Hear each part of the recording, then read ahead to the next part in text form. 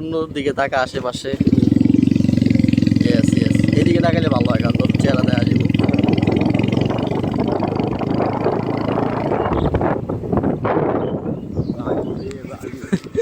রাগিয়ে মাথা ধরে ঘুরে আসে পরে আমার